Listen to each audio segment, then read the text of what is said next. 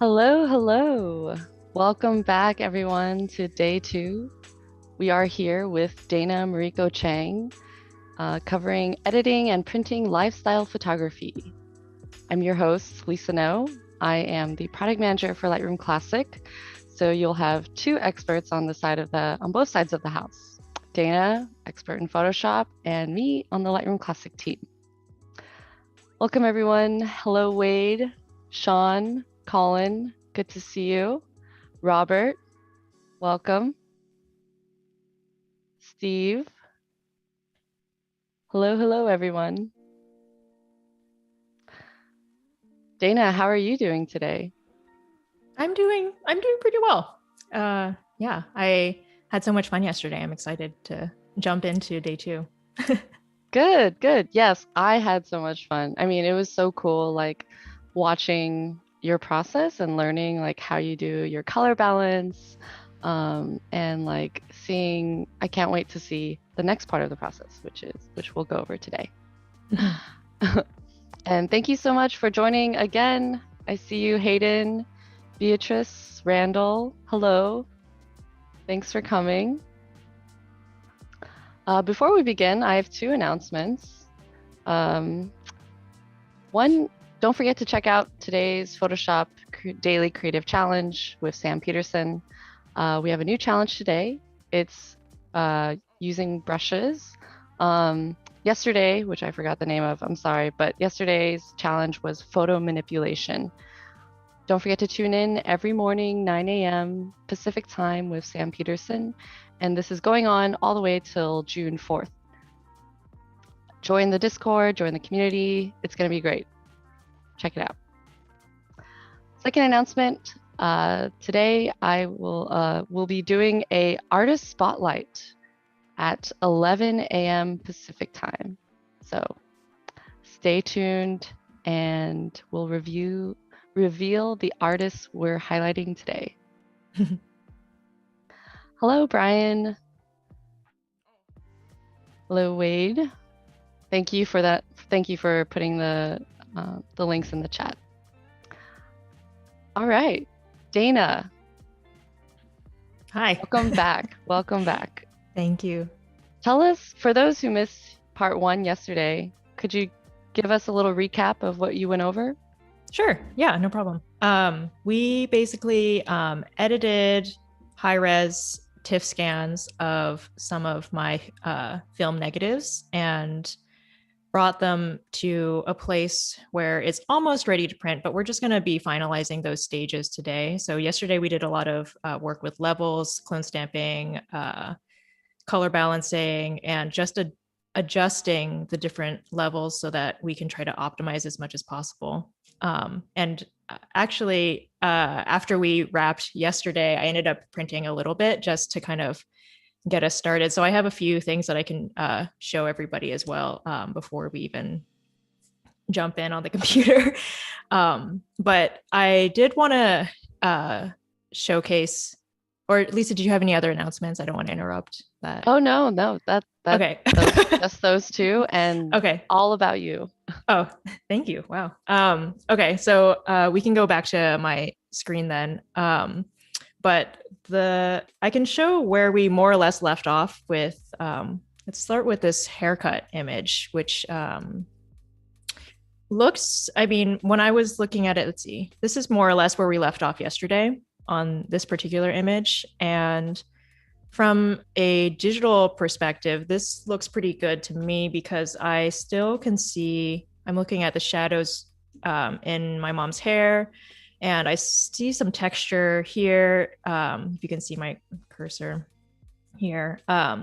So my my mom is not shy about her graying hair, which is very nice. And I think some people would feel shy, but my mom and I are both believers in kind of more the natural look. So I don't need to do any alteration to her hair.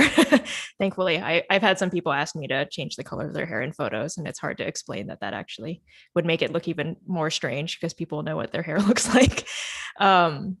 And so that looks good. And then here it's a bit dark, but I mean, if I was going to be using this on a website or on Instagram, this would probably be fine. It's very bright over here and dark over here, but the subjects are relatively well lit. So this would be fine for that. That being said, we were talking yesterday about the importance of keeping in mind what kind of paper you'll be using when you print. And we will be printing on matte paper today. And that really has a tendency to suck up your shadows. And so I'll be showing you in just a minute what that looks like. But just to show you a couple of changes that I made since yesterday was, if we zoom in on these shears, I just sharpened them a little bit to add a little bit more, so it looks like it's more in focus. So it's like a very slight difference, but sharpen is a nice tool. And I just masked that out, so it's really only on the shears.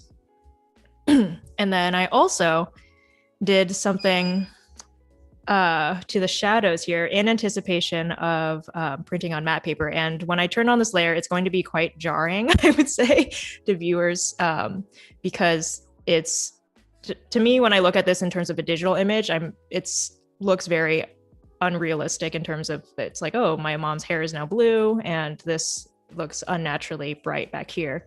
But there is reasoning behind that, and I can show you guys if we can just go to full screen for a quick second.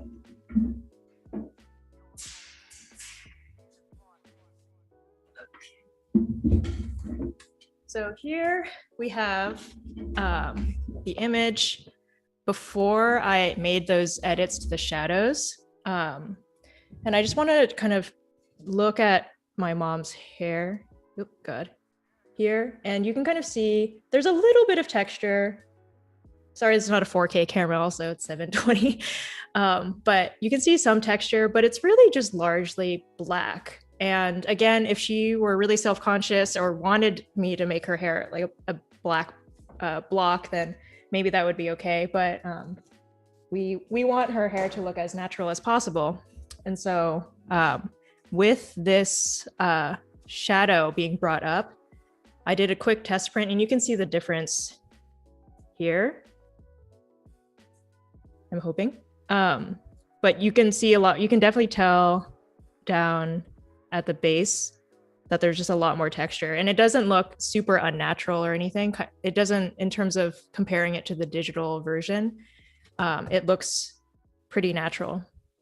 One thing I also wanted to point out too is, I didn't notice this until this morning, but some of this image has some banding on it. Can people see that? Or maybe Lisa, you'll have to.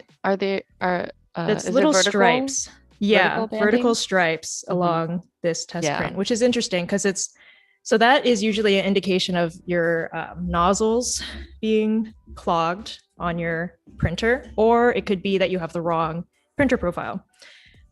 So I can show also really quickly. Sorry, this isn't a Photoshop thing. This is just printer maintenance.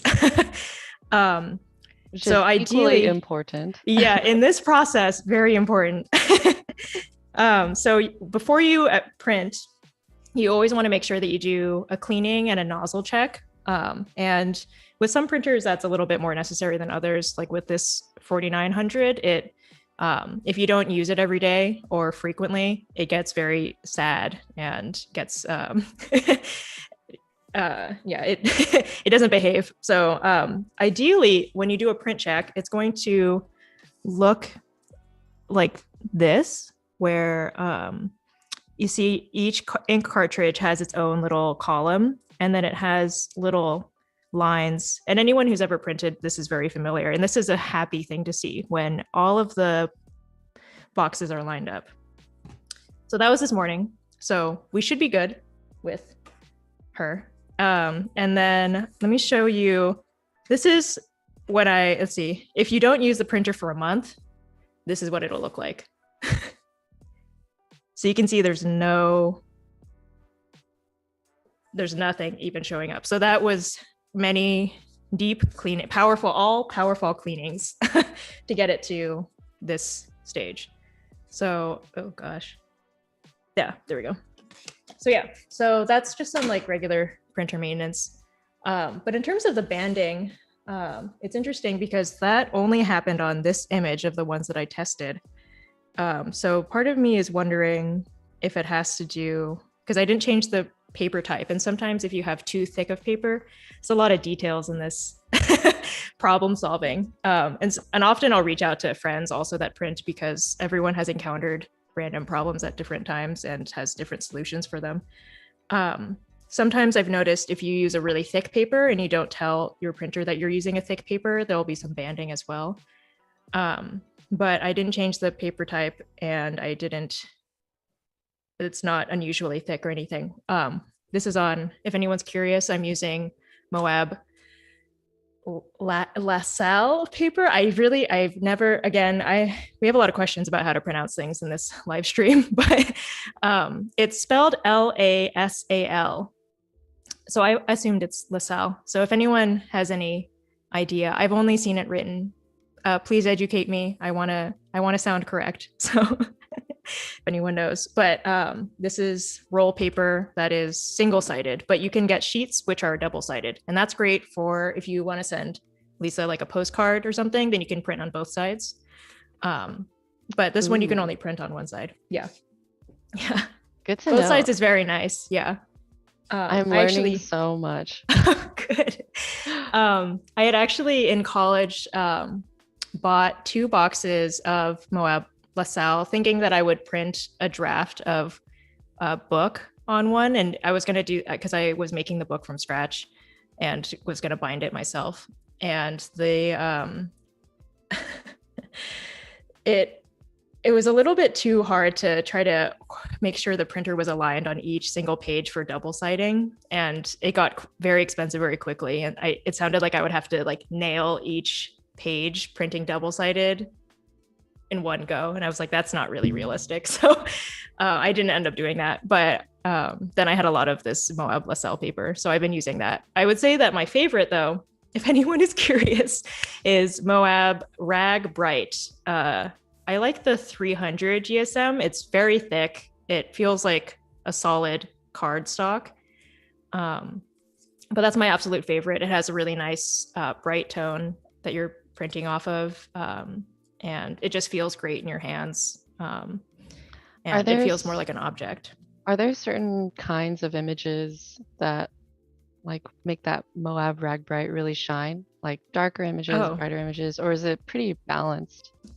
I find it's pretty balanced. I mean, it's also a matte paper, so I try to generally avoid printing a lot of darkness on it unless I really want it to be contrasty, because you don't get as much subtlety in your shadows as you would with like a luster or a glossy even. But I find that it's generally pretty good for what I've needed it for. And if I have a contrasty image, sometimes I'll just lean into it.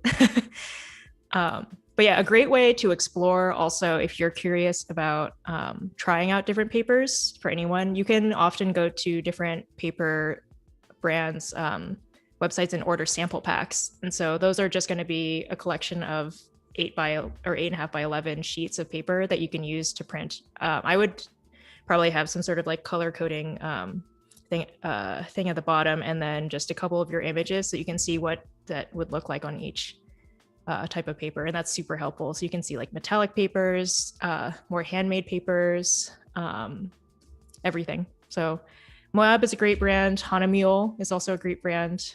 Epson is kind of a standard classic. Yeah, there's a lot out there, but I've always been partial to Moab. Yeah. That's so awesome. Just quick check. People in the chat, if you have any questions about printing, about Photoshop, anything, we've got amazing, really talented moderators in the chat who can help out with questions. And you also have Dana and myself from Lightroom. So call them out, and yeah, super excited to see how this printing process goes. Yeah. And then another thing I wanted to shout or kind of throw out there is just so everyone can kind of see what your printing settings should look like.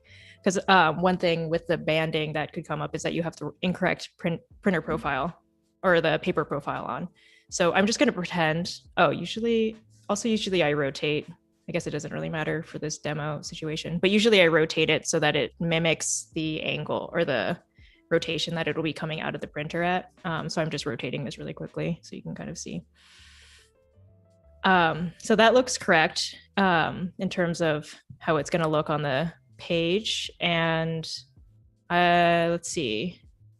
We'll go into print settings here, and you can put in your custom paper type if you want, or if you're using a standardized paper, you can also go in here, US letter, whatnot. We are doing custom 17 by 20, so that sounds good. And then if we go into printer settings, we'll want to make sure under basic, I'm using a roll, so that makes sense there. You might be using a sheet if you're wanting the double-sided paper or anything else. And then you'll want to be conscious of your media type too. And when you buy paper, it'll often make clear to you what type of paper you're using. And if not, you can always look up online on the brand's website. And so you'll want to, this one is in particular ultra smooth fine art, so that's correct. And then the ink is matte black as opposed to photo black, which would be like glossy or luster. And then I always do 16-bit output. Finest detail I've also done. I haven't really done a super big comparison of that. And I've also been told to never have high speed on. I've never actually, I would be curious to know what the speed difference is, but I've also never wanted to waste the ink when I don't remember who told me to never do that, but that stuck with me. So I just never put on high speed, but that's generally where my settings are at. Let's see. This all looks fine. I don't really need to change anything there. Here's where you could change your paper thickness should you need to, but I've only had that one banding problem, so I don't think I need to adjust that. We'll just save that where it is. And then here, you're going to make sure that your printer profile is set for the correct paper type. And so all of these are called ICC profiles. This is a lot of dense information, so I'm sorry, everybody. I hope everyone's taking notes. But you'll want to make sure that you have the correct printer. It'll start with the printer name, and then it'll have the paper type after. And then here it says MK, which is correct. We are printing on matte paper, ultra smooth. Yep, and it's an Epson 4900. So that all looks good.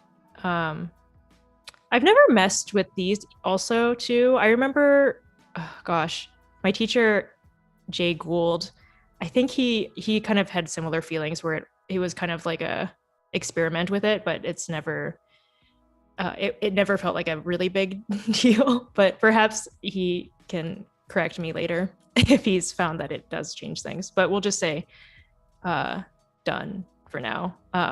We don't need to print this right now, but yeah, so that's more or less your settings.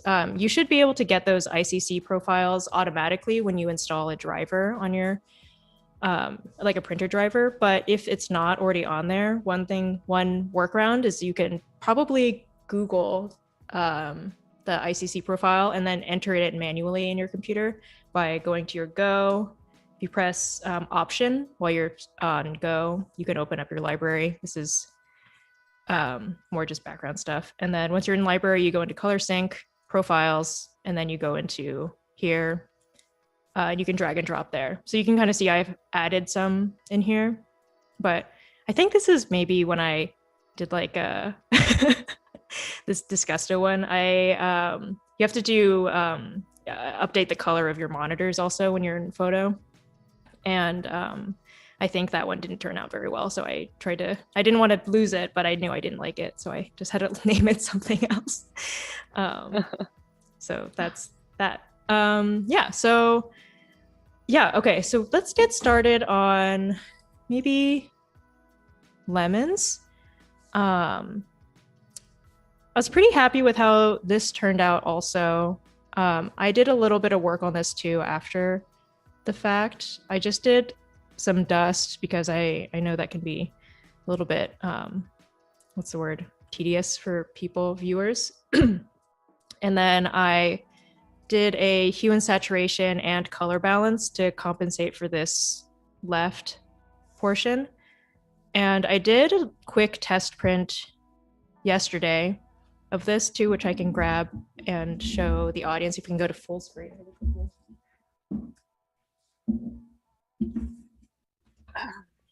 Okay.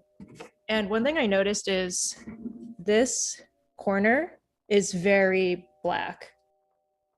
You can see that's kind of what midway is when you start seeing some information, but it's really dark back there. Then we can go back to my screen. I ended up upping the levels a little bit, but that's, when you look at this image, this looks okay, for, it doesn't look like it would be completely black. So I might even adjust the levels a little bit more. I think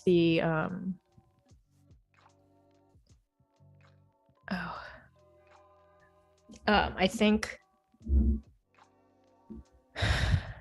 it's maxed out. Yeah. So I've maxed out my shadow. So I'll have to do it at a separate levels layer.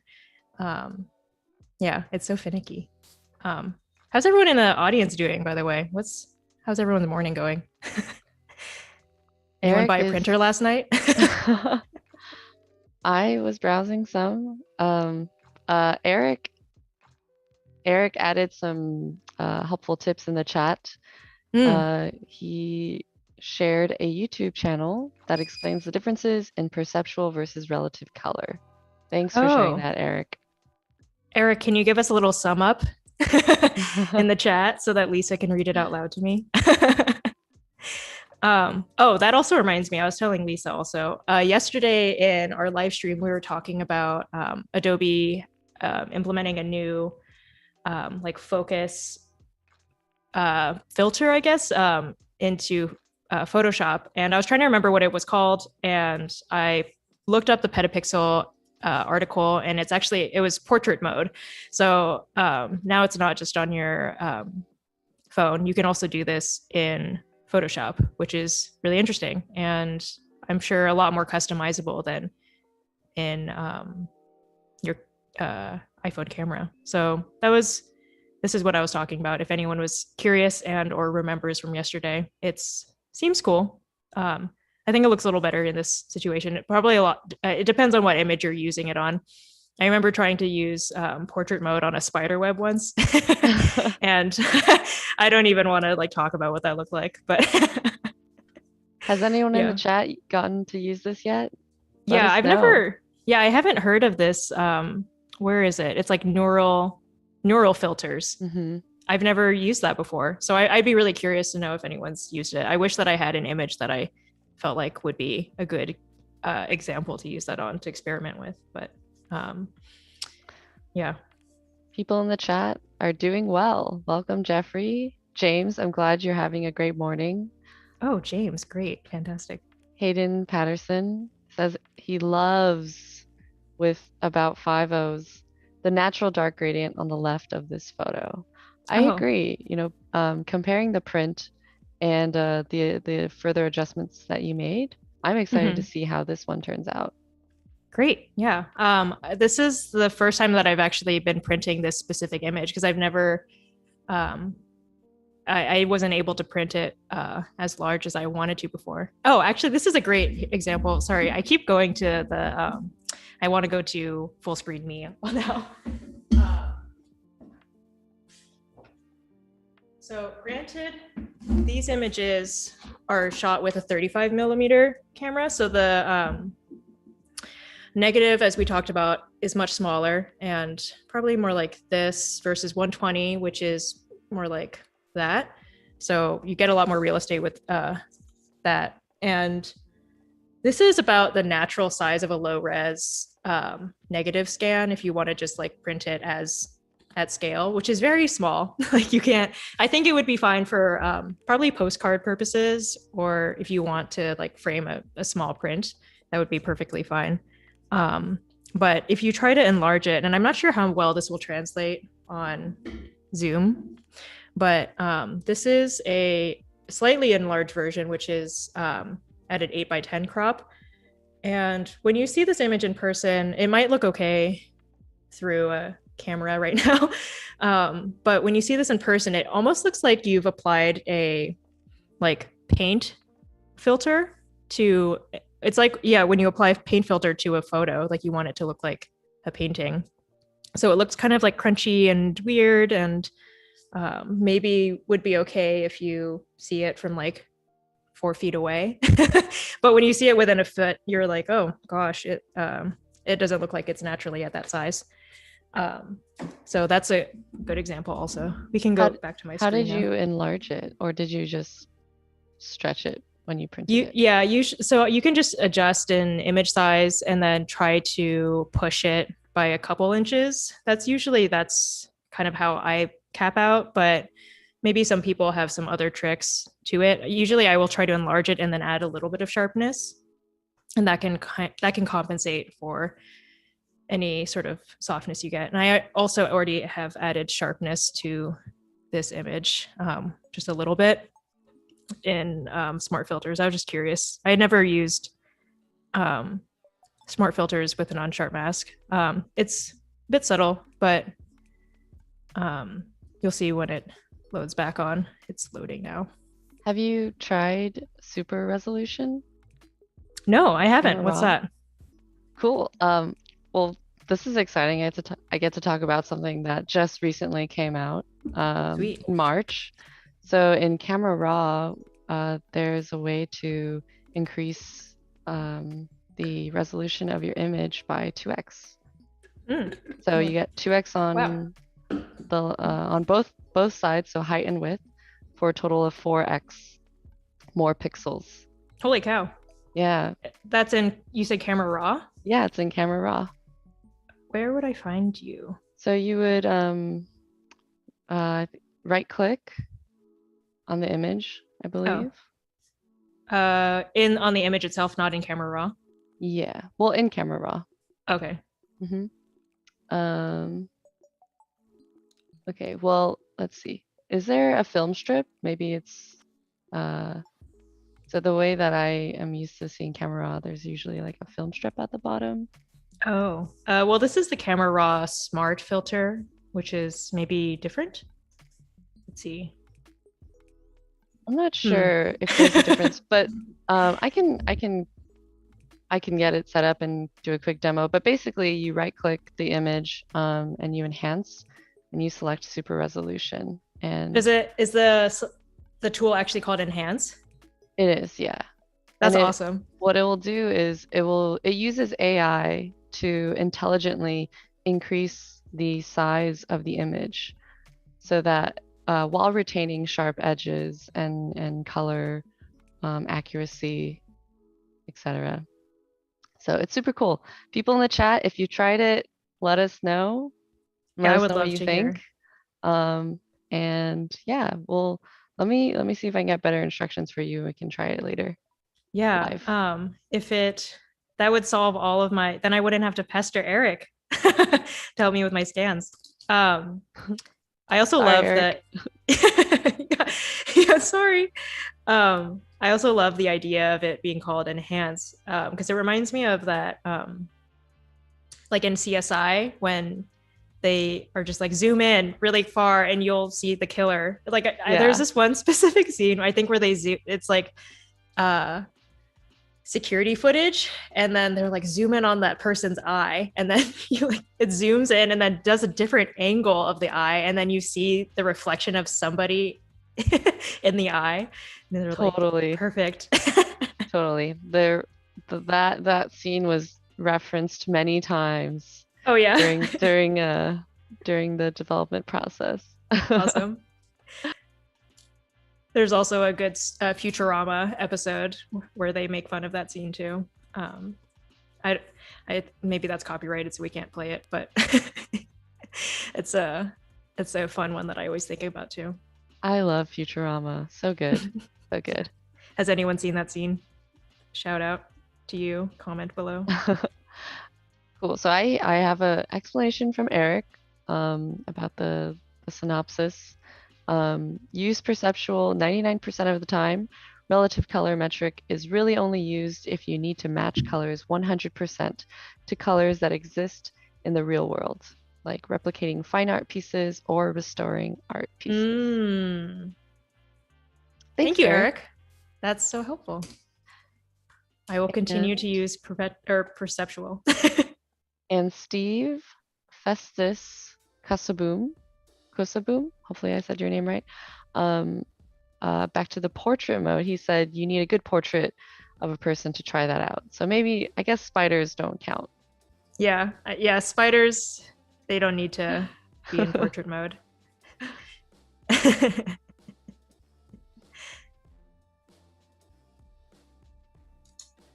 Sorry, I'm just doing a little remaining dust spotting. What's your go-to music when you're on that disrespecting dust? When I disrespect dust, yeah. Let's see. Yeah, I was actually thinking a lot of this time is spent when I'm kind of like quietly scream singing songs. I was listening to that SZA and Doja Cat song, Kiss Me More, earlier. That was really, anything where you kind of like dance a little bit is good. That is so addicting. It's such a catchy song. Yeah, anything with SZA. My friends all tease me because I always talk about SZA, and I'm always saying she's so underrated, as if she's not like one of the more popular artists right now. Like, have you guys heard of SZA? She's just like really fantastic. Yeah. Yeah. What about you? Do when you edit, or do you watch TV? Music is good. I listen to a variety of things. Definitely. I like it depends on my mood, when I'm like trying to grind stuff out, maybe I'll go for something intense. And by intense, I just mean like high energy. EDM. Yeah, EDM. I love the Black Keys. They just came out with a new album. Did you know that the drummer is married to Michelle Branch? No way. Patrick Carney? Yeah, and they have a kid together. Yeah. That's really cool. I have a lot of Michelle Branch facts, but I'll just throw that one out there. We love it. Yeah. I don't know too much about Michelle, but Pat Carney he's a superstar. He's really funny and really awesome. So I am just messing around because I don't want the levels to blow out too much on this one board of the house. And I'm also noticing here it's getting quite bright, but I still want to make those panels a little bit brighter, just because I know that it'll turn into sad darkness soon. So I think I'll just mask out a separate levels layer, and I'll just call this dark side. And we'll mask, not double mask. I've never double masked anything before. Okay. Let's see. So I'll just paint that back in, just so that everyone knows what I'm doing. We have people requesting for more Michelle Branch facts. Okay. Michelle Branch. What, I don't know. I mean, she doesn't really publicize this one too much, so I don't want to out her, but it is on Instagram. She actually has a birthmark, I think they're called port wine stains, but it's very large on her face, and when she goes out, she puts makeup on it. And so that's another thing I didn't know about her. I think she was like, here's another one. I'm pretty sure she was like 16 when she wrote Spirit Room, her first album, which is insane to think about. Like, what was I doing when I was 16? Not that. Crying over boy crushes. Yeah. Could have been making albums. Yeah. Tap into that and profit. Yeah. But it also makes me wonder, if you remember her song Goodbye to You, if she wrote that when she was 16, like, who is she singing about? Like, I always visualize that she's actually writing a song about like a long lost pet, or like a dog that died or something. Goodbye to you. Goodbye to because the chorus is what? Goodbye to you. Goodbye to everything that I knew. You were the only one that I loved, the one I tried to hold on to. But I'm like, my gosh, dang, who has a love like that at 16? And she's probably even younger when she wrote that song. I didn't have that many emotions that age. I think I was just like thinking about probably Neopets or something. Maybe her maybe her Oh, Neopet account got hacked and she was like, yeah. I was like, goodbye to because Neopets can't die. I specifically because they yeah. only become starving if you neglect them. Yeah. So yeah, it didn't die. She got hacked She probably. got hacked. Michelle, I'm so sorry. My Sorry for your loss. condolences. Yeah. Yeah, it's hard to get back in. Excellent. Whenever's a good time, I can pop over and show enhance really quickly. Oh yeah, I would love that. Okay, cool. So I'm going to share my screen.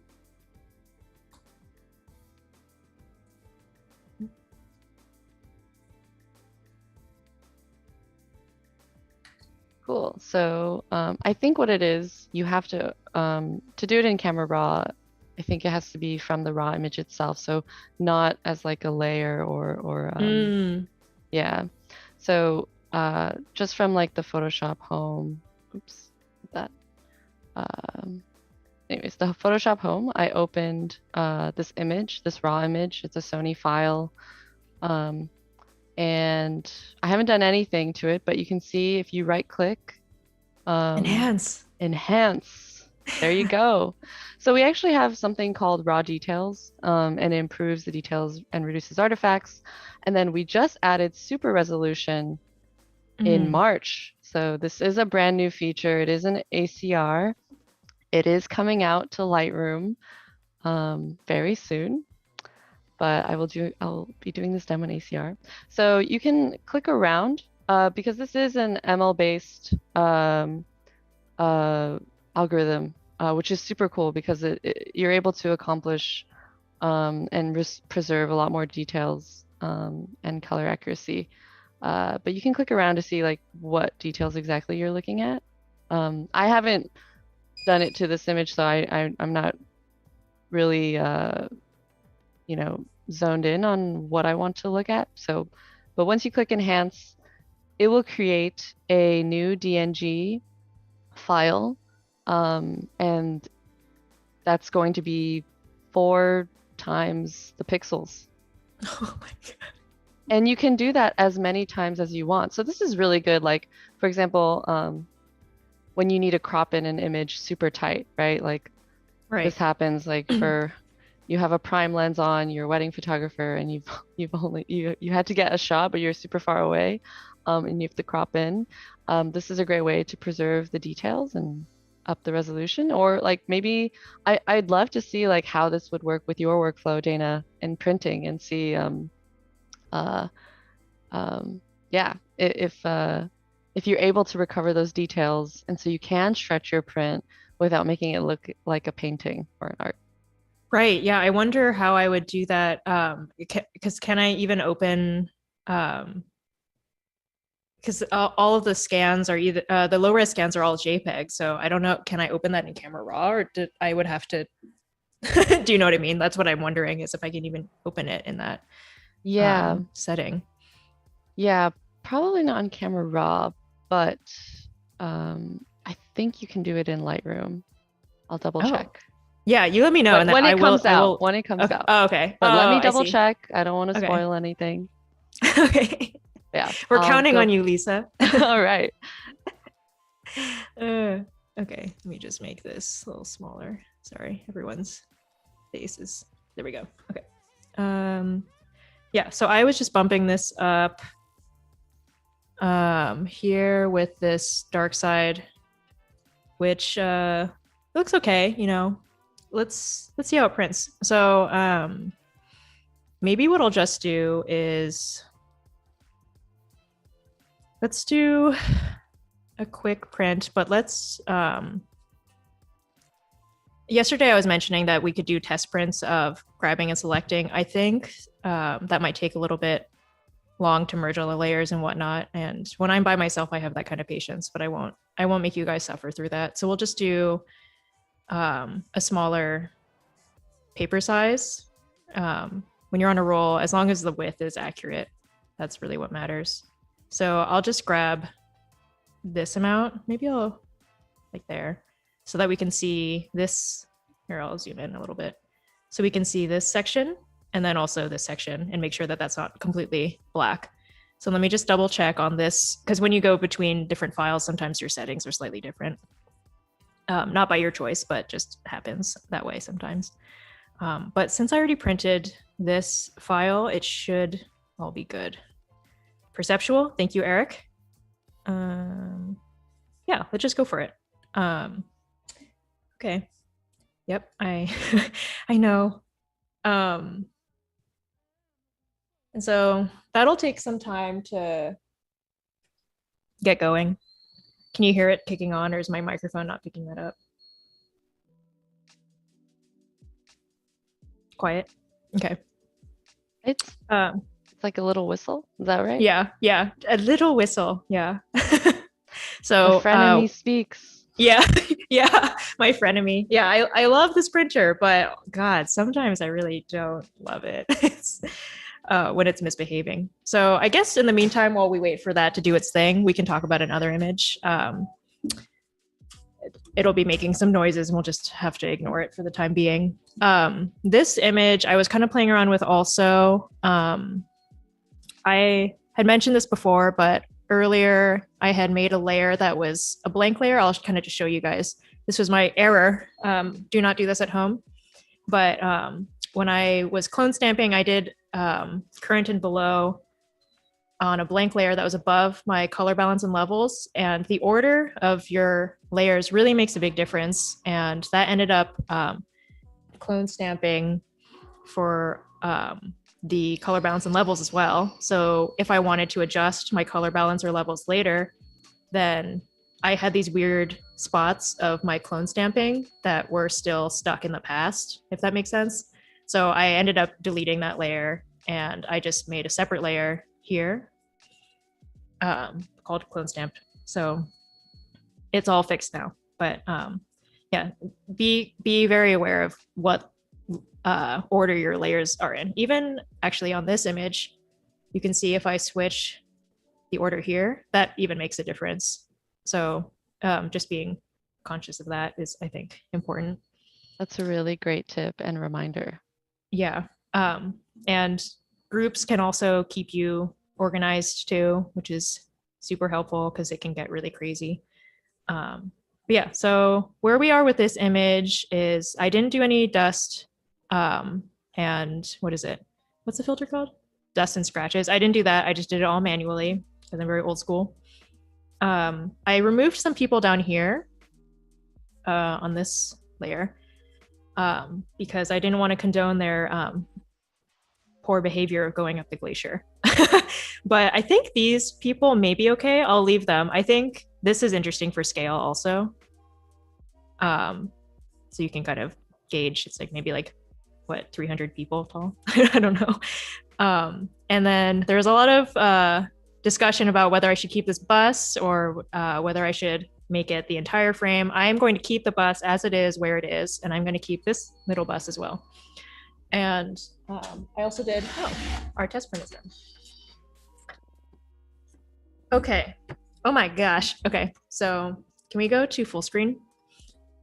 This is still all black.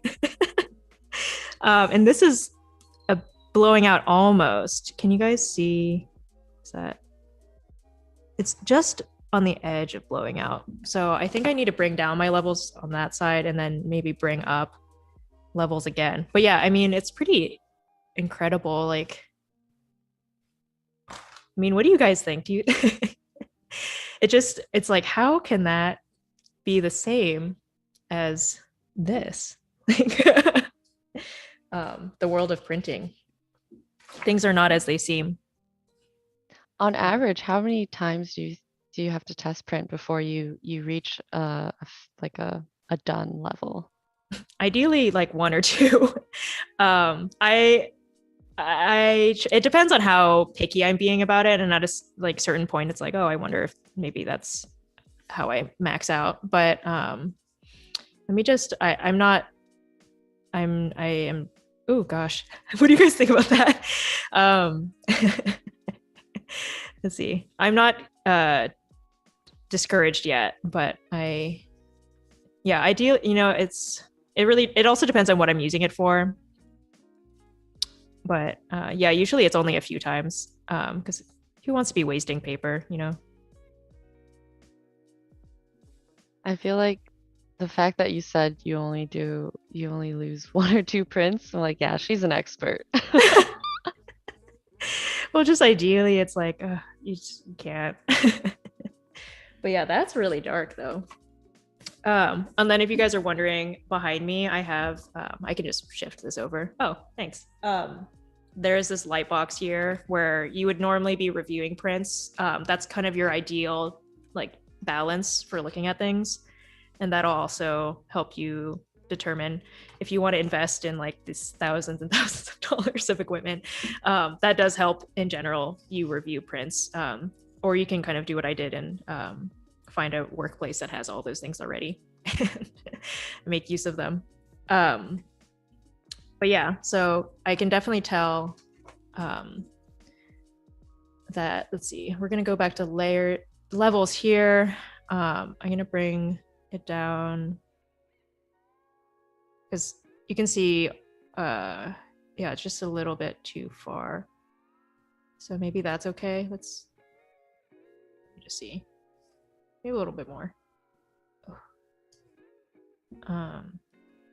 Yeah. How's everyone doing in the chat? I feel like everyone's a little quiet today, or maybe I'm really talkative.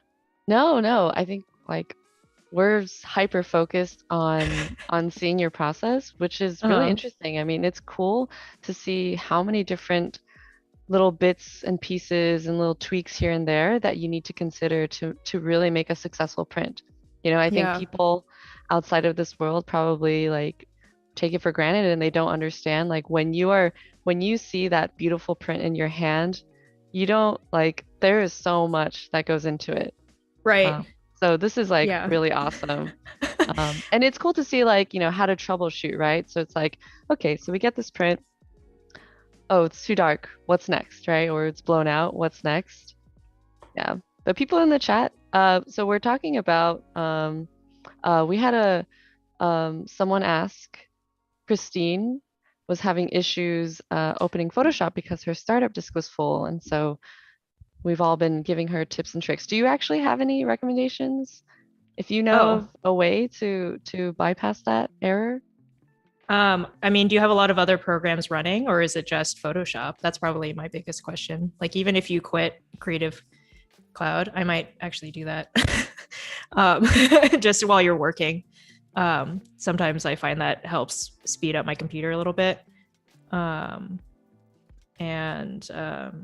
Yeah, just trying to eliminate the amount of apps that you have going on at once. That's a great tip. Yeah, Christine, if you're watching, let us know if that helps. Also, Hayden said we should probably just enhance the bus.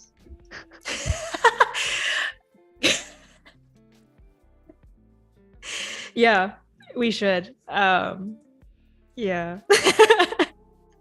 And Hayden said we should there should be a print show called, quote, "It looked better on the computer." That's what I'm naming all of my prints when I edition them. It's going to be in quotes. It looked better on the computer. Dana Mariko Chang, 1 of 100. Amazing. Put that in the MoMA. Yeah. Do people like, I guess I'm kind of curious if people name their images or because I feel like when you're printing work, and like if you think about it in a gallery setting, those a lot of those pieces have names. But I'm wondering if people do that or if it's just kind of like, because sometimes when I say files, I'm just like typing random things or I'm just like orange V300 or you know what I mean? I don't really have, whenever I edition work, I kind of struggle to name things because I'm like flowers.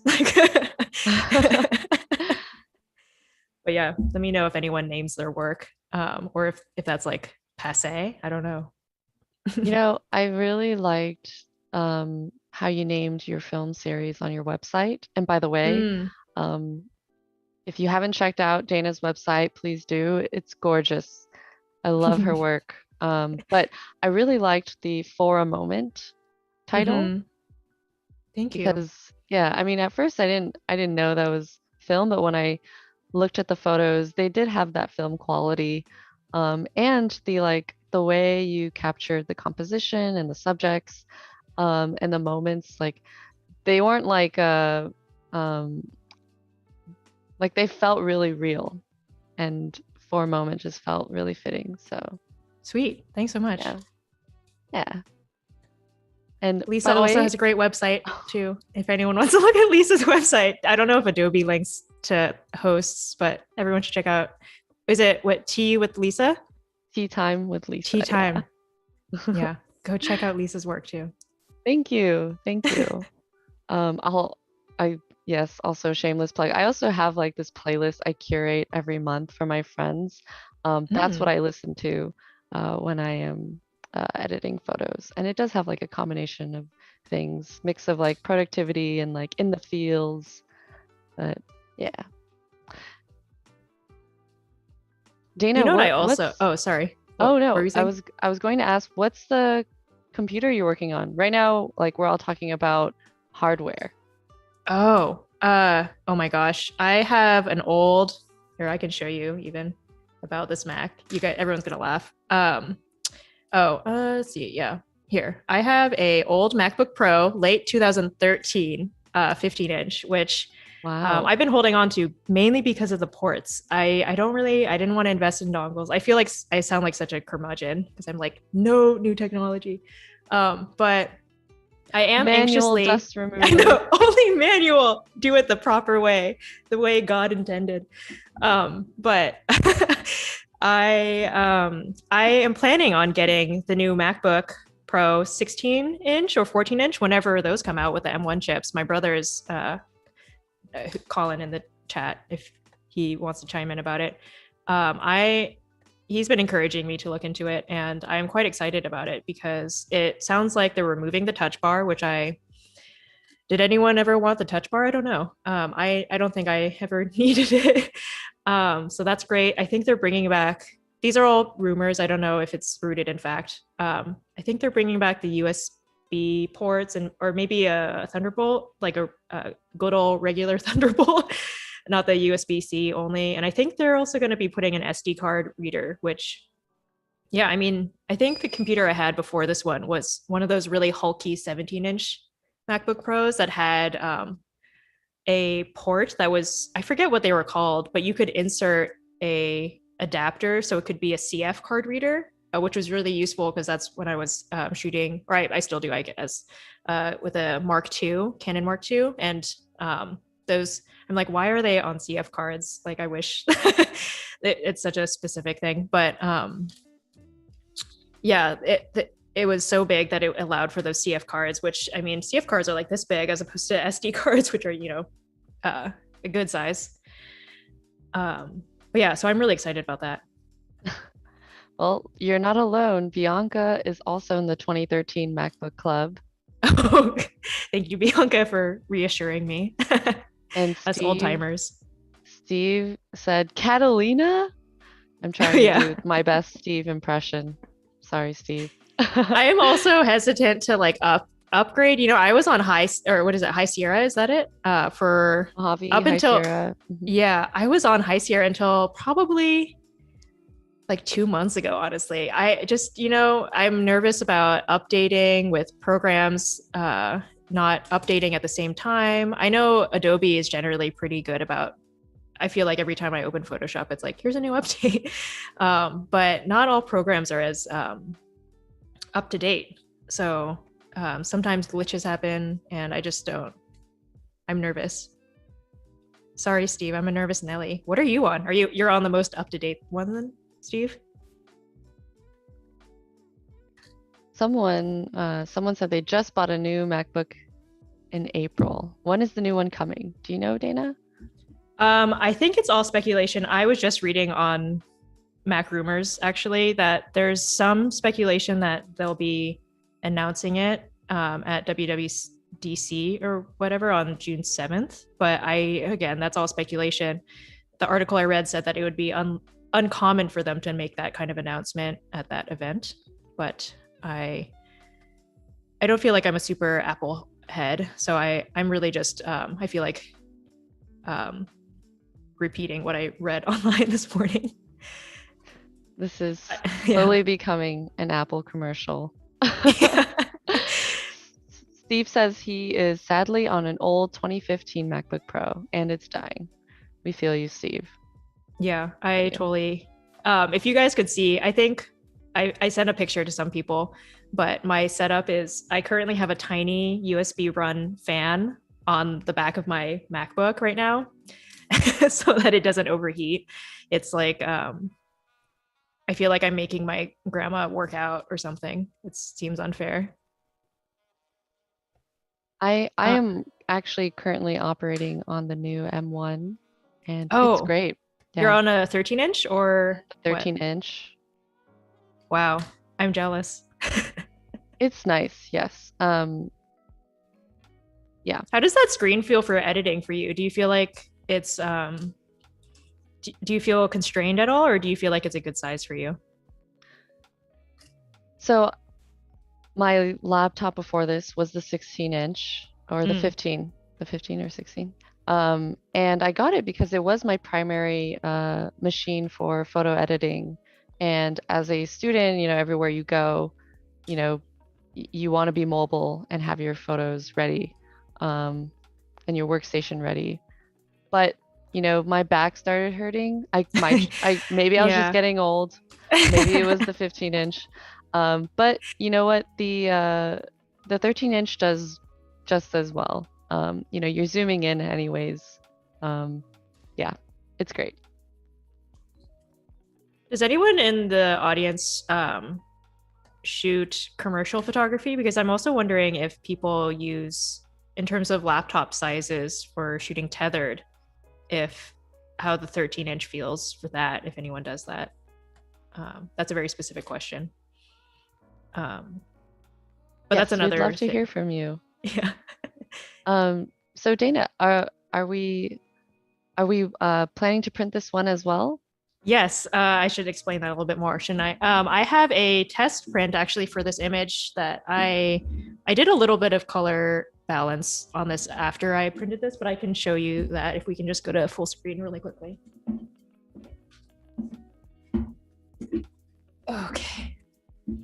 So, another good practice to do while you're printing and making test prints is to write little notes. I do this probably 30% of the time.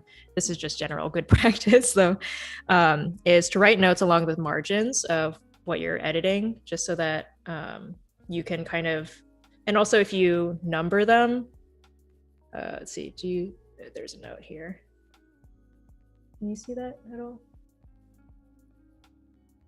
Yes. Maybe a little bit. Yes.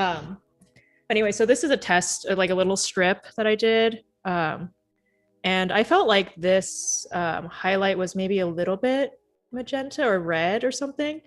It looks actually nice. And I think there must be some color balancing in camera or in whatever this webcam situation is. But overall, I was pretty happy with it. You can actually see the tiny, tiny bus. Where is it? There. Yay, bus. Red bus will be there soon as well. But overall, I was pretty happy with it. I think I'll just probably sharpen it a little bit. But I mean, it could even be fine as is. Should we just print it? Should I just go for it? I think I have Yeah, let's go for it. Yeah. Okay. Let's do not that size. We're going to do,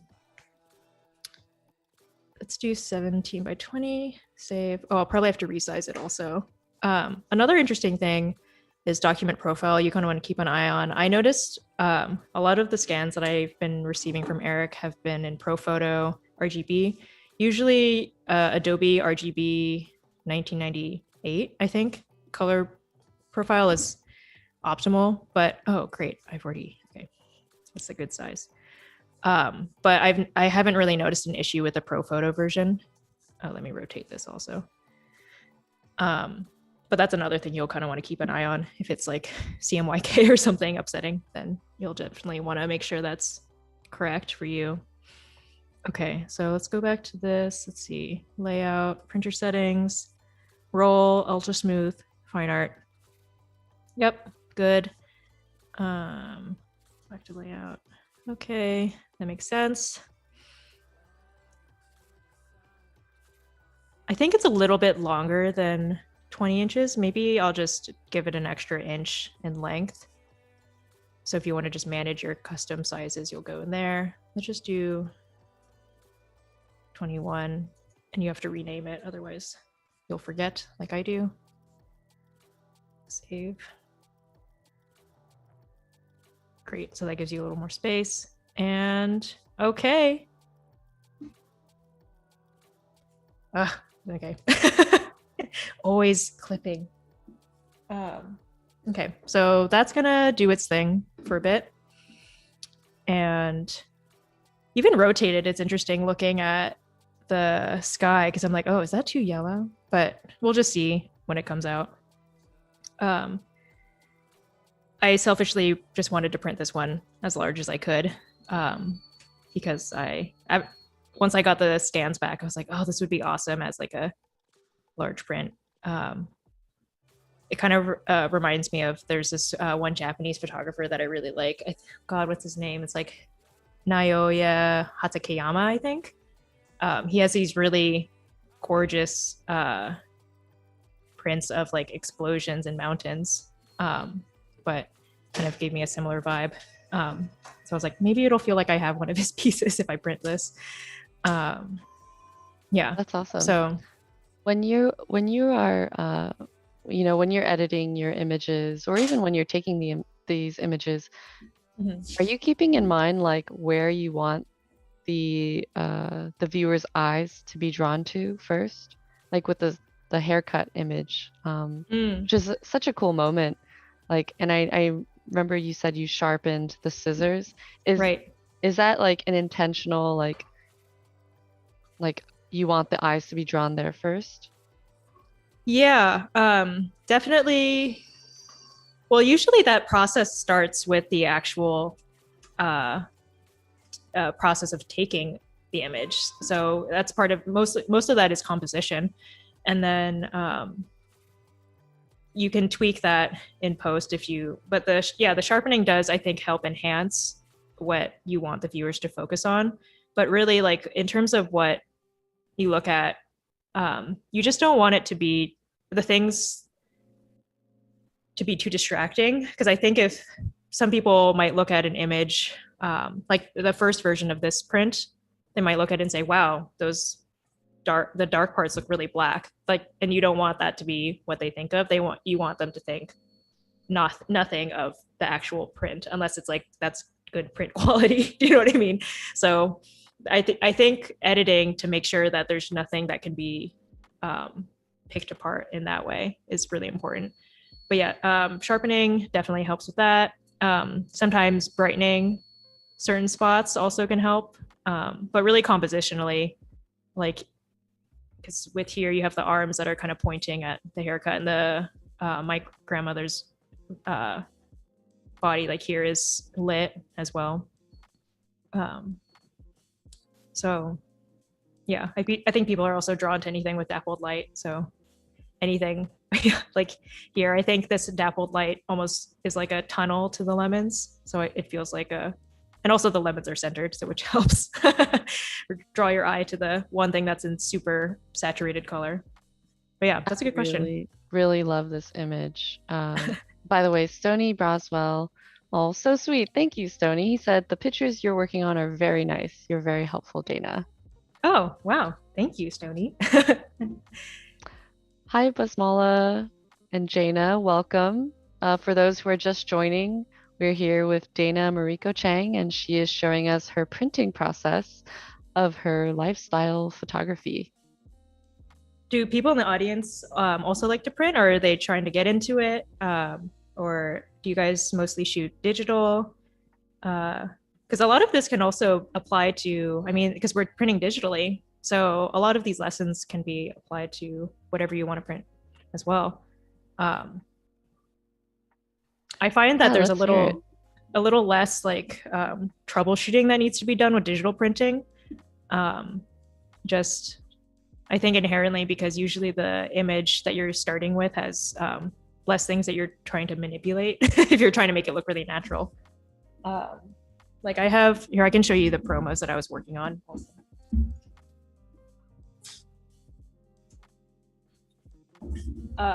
Like this is a digital image and everything is just generally evenly lit. So I really didn't have a problem printing this, and I didn't feel like I needed to do that much crazy adjusting to it. So I find that digital photography is much easier to print. So if you guys, and actually I didn't end up, I think this was maybe, I was printing this on the roll because it's not double-sided. But this is like a pretty simple layout that I did. That's kind of like a card you can fold. And then on the back, I just had, you see that, lines for address and stamp. But that's a really simple thing where you can just fold it in half and then you literally have a card. That's so cool. That's such a cool image. Steve says digital all the way, never print. Dan Martin said he just started printing. Awesome, Dan. It's great to hear. Dan, what are you printing on? What's your printer? I want to know if there's like more compact printers I should be looking into, because I live in an apartment with 2 other people. It's not, unfortunately, unacceptable for me to have a printer of this size in the living room. So ideally, if anyone has printer suggestions for something smaller, I would love to hear about it. Or anything that they've had good success with too. Not a suggestion, but I guess a cool idea I heard about. You know, there's like little mini portable printers. I've had friends who would bring those along, take like candid shots of strangers on the street, you know, street photography, and then print them live and then like give it to the that's awesome, the subject, and you'll see like their faces just light up, like, oh my gosh, like almost like someone saw me, like I was seen, and like especially when you do it in other countries, like in India, right? They love getting their pictures taken, and it's quite a special moment. And that's something I've also wanted to try, just because like I'm not sure how much like street photography you're doing, Dana, but whatever I do, I'm always like, do I like ask first, or like I'm curious what people do, but it feels wrong to walk away with a photo of someone. Right. And they will have never known about it. And so I always just want to give them the picture. I want to shout out. Is it okay if I shout out to an artist? Not the artist spotlight, but a different person who does street photography and does portraits of people. Is that okay? Yeah, I think so. Cool. Okay, well, I'm going to do it. Andria Lo is a fantastic photographer based in the Bay Area, and I believe in Berkeley. But she has this project called Chinatown Pretty, which has been turned into a book. Called Chinatown Pretty. It looks like this. But she and her, I guess, project partner, Valerie, go around different Chinatowns, like in, let's see, I think they went to like San Francisco, Oakland, and New York, and maybe somewhere in Canada, like Vancouver or something. Oh, my print's done. But there, I was watching one of their book events, and they're talking about the process of taking pictures of Chinatown seniors, because the whole project is about taking pictures of their fashion, because a lot of the outfits are kind of like almost unintentionally hypebeast a little bit. But she was talking about how a lot of I think in like maybe in San Francisco, it felt like the people that they approached had like a 95% rejection rate or something. Like they would ask if they could take their picture and then they would say no. But in like, I think Vancouver, they said it was like 95% success rate. But I think they would like write down their information for later and then send them a print of their portrait once they had like edited and processed it. But that would be even cooler if they could do it on the spot. So yeah. That's interesting. Wow, that's awesome. And thank you, Wade, for putting that link into the chat about Chinatown Pretty. Oh yes, thank you, Wade. Yeah, Dan Martin said he's printing on a simple HP. That's cool. Cool. You got to start somewhere. Are you happy with it, Dan? Printing at all is great. Yeah, printing is so hard. Okay, so I have this first print done, and we can just go to full screen. I wonder how you can see the scale of it, which it's pretty nice. I think the highlights it's maybe blowing out with my ring light. It's a little bit red, but it's not uncomfortable. It's not like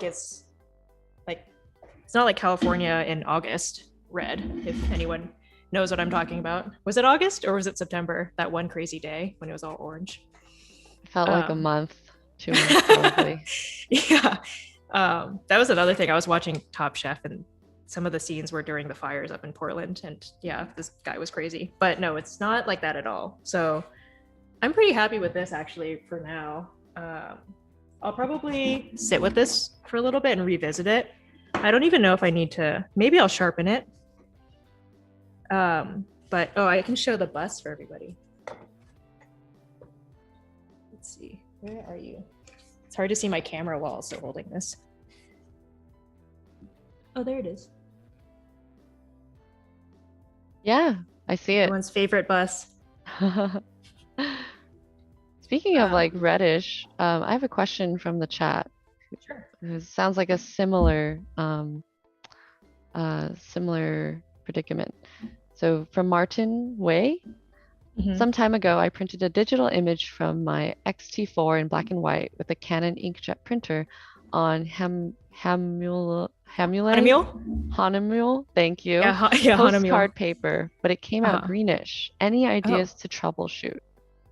Was it like the paper had like a green tinge to it, or it sounded like might have the color. Yeah, you might have to. Well, I would definitely make sure that you have the correct paper profile for that particular thing. That can make a huge difference. And if that's correct, then you could just overcompensate with the opposite of green by adding magenta to whatever, if it's shadows, midtones, or highlights that are getting that greenish tint.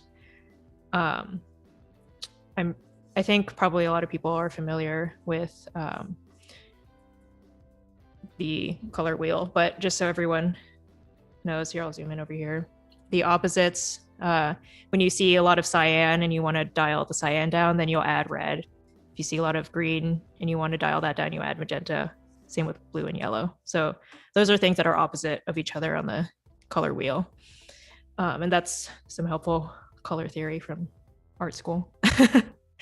But yeah, this also makes it pretty clear too, if you don't like that. But yeah, I would play around with your color balance then. And yeah, sometimes you really just have to overcompensate for things that don't seem like they would need overcompensating in a digital way. And you might just have to save a version that's for print only, and then you have one that's for digital output only.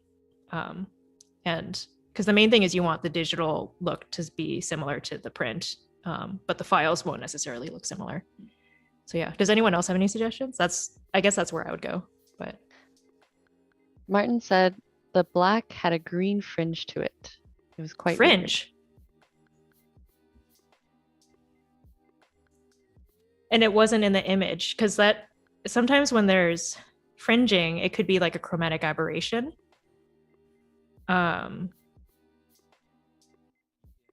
That's the only thing I could think. I know Lightroom, probably Photoshop has this capability that you can remove chromatic aberration, but usually that happens on highlights, or if you've ever seen something that has kind of like a weird halo to it, that's like green and magenta at the same time.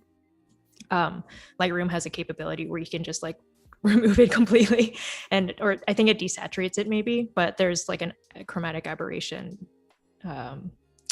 dial somewhere hidden there. I'm trying to think what else that could be. I mean, you could add, yeah. Oh, sorry. He said, thanks, we'll try. Oh, okay. Cool. I was like, I can keep trying to come up with options too. I'm also happy with that. Okay, so I'll probably just save this and table it for now, because I'm pretty happy with that size. And yeah, I think the only thing would be maybe sharpening it to kind of get the rocks. We want to bring out the rocks, but other than that, it looks pretty good to me. Yeah, we can try printing this one again. Because this one I had modified the levels. I kind of wonder if you print the entire thing, if this gradient won't be as bad. I think I'll just, gosh, I'm like kind of hesitant to waste like 17 by 20, but maybe I think it's actually possible. It might look okay. So we're just gonna go for it. Okay. I'm taking a lot of bold moves for Adobe Live right now. We're doing it live, folks. Yeah. Colin had actually suggested that I do something kind of like in cooking shows where they have like pre-made food that's like the casserole's already done. So I'll be like, oh, look at what I've just pulled out of the oven. But I was like, oh, I have to, no, it has, because what if people want to see the bus really big? They'll know. When it's really small. They'll know it's the wrong casserole. Yeah. They're like, you added pesto to that. I'm going to change this to 17 by 20 really quickly again, because I think that'll be fine. And welcome, everyone. In case you're just joining, we are here live with Dana Mariko Chang. She's showing us editing and printing lifestyle photography. And right now we are tweaking this image to get the right print that we're happy with, printing from Photoshop. Let us know in the chat if you have any questions on Photoshop or Lightroom. Let us know if you print in Lightroom or Photoshop, or about anything, any questions about Michelle Branch. Yeah, Michelle Branch especially.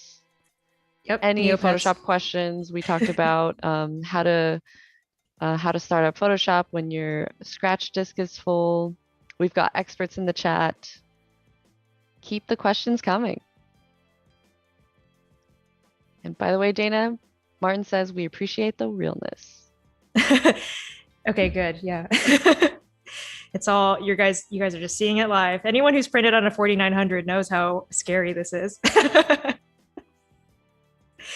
Let's see. Maybe we can edit another image from scratch. I'm trying to think. We had that garden portrait. Oh, I also printed that one too. I can show you guys quickly. I mean, that's really just a shadow thing.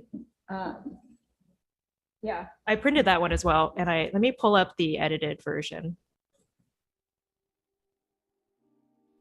Question from Colin. Who's your favorite contestant on Top Chef? Shota. He, if anyone's watching Top Chef Portland, he is doing, oh, we're not going to look at this one, actually. Not a haircut. I think is from Portland, or no, he's from Seattle and Japan. Like, I think he lives in Seattle, but I think he's going to be in the finals. I also liked this person, Sasha, who got eliminated really early on. She always wore these really big hoop earrings, which seemed like dangerous in a kitchen. But I don't have my ears pierced, so what do I know? Maybe it's not as much of a hazard. It seems like if I had anything on my face, I'd be nervous. But yeah, Top Chef I can't believe they filmed it during a pandemic. That seems insane to me. Being in production, I know how crazy shoots can get. And just thinking about producing a show like that, I think someone probably lost a few years of their life. Okay, so this garden one, I can show you guys what I printed off of this last night. If we go to full screen.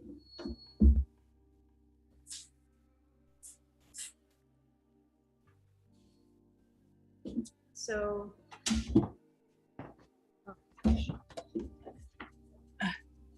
I have such a setup here. Okay, so this is the very first print that I did that was maybe like 2 months ago. And then I stopped editing the image because I knew I was going to be on Adobe Live and I wanted to carry it out on the spot.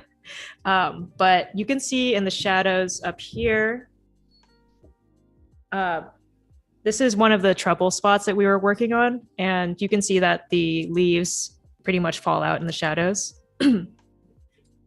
So what I did was in this image, you can see with this smart filter, camera raw filter here, I brought out those shadows. And then let's just do a side by side.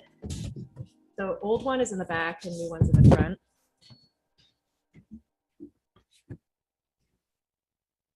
So that's like a pretty obvious difference, at least on my end.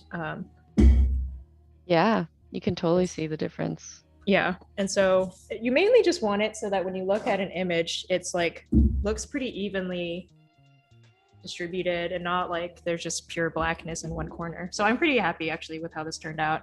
And even though it does look a bit cool in those leaves, I think that makes sense because it's in the shadow.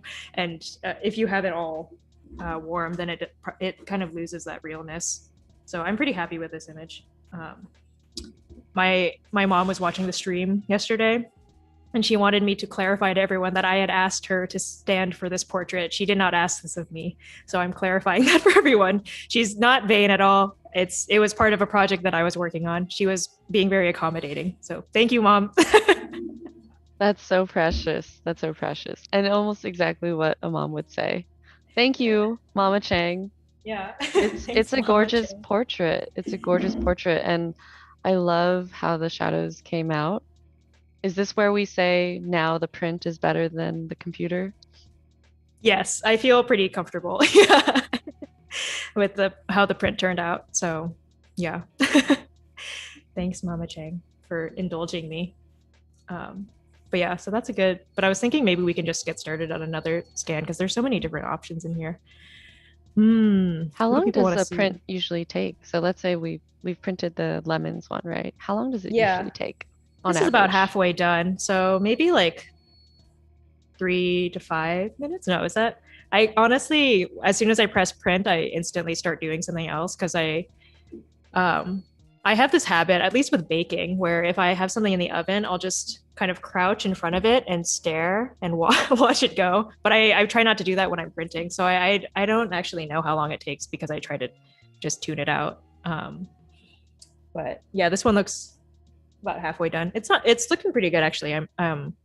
We'll see it in a bit, but yeah, that was something I was conscious of too. I was like, yeah, we definitely don't want to just be sitting here and like waiting for things to come out. This we can talk about this double exposure. Maybe I'll close this a couple files so we're not just totally slowing down. Let's save that. Oh yeah, checking in. Christine, let us know if our tips helped you out. And if not, which one got you the closest?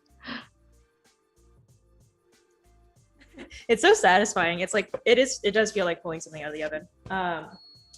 I am pretty happy with this. You know, the shadows, the only thing is, and I don't know how much information I can pull out, but the shadows down here are super dark, but I'll have to kind of sit with it. I'm pretty happy actually. You can see the detail now. Yeah. So it's Wow. not just pure black, and it doesn't look super jarring or anything. Yeah, it's mainly just in this raccoon tunnel, as I come to know it, that looks kind of dark. And maybe down here I could brighten it up a bit. But yeah, I'm overall pretty happy. This is not blowing out. Yeah, cool. Sweet. That is gorgeous. It looks really beautiful.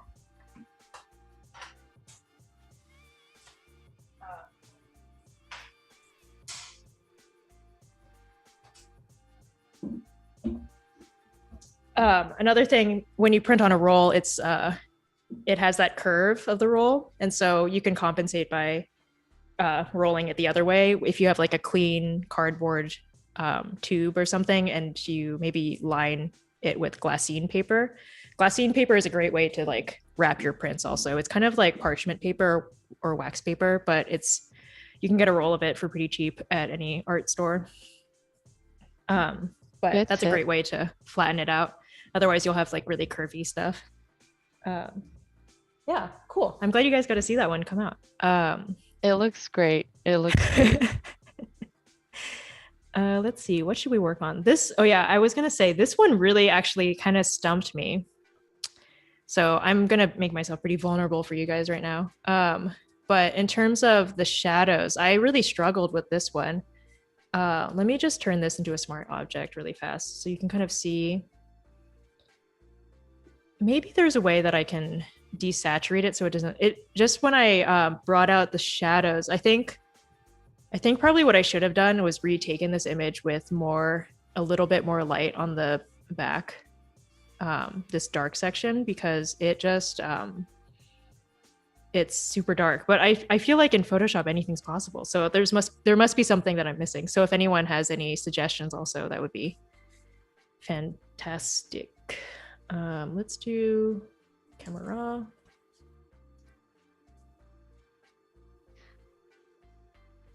That was actually one of my questions. If my photo is mostly dark, not Uh-huh. completely clipped, but mostly dark, is that going to be hard to print? I think it'll look great, probably. I mean, it really depends on what you're going for. I think there can be really like luscious, matte black, very dark contrast images. But I think if you're going for something that looks, um, what's the word? I guess less like studio lit and more like, oh, actually, maybe this is a good example too. Where are you? Here. When I was in college, I thought it would be funny to name all my scans this kind of thing. And now it makes it really hard to find because I didn't label them correctly. My 4th photo, my 10th photo. It was a joke that I wish I didn't have to live with now. Younger Dana was trolling future Dana. Trolling future Dana. What is wrong with me? Okay. Levels, let's just kind of bring this up to our normal, as what we were talking about this yesterday, but my normal process is just starting with levels just to get everything kind of closer to where it should be. And then I do a quick color balance just to, so it doesn't look so cyan.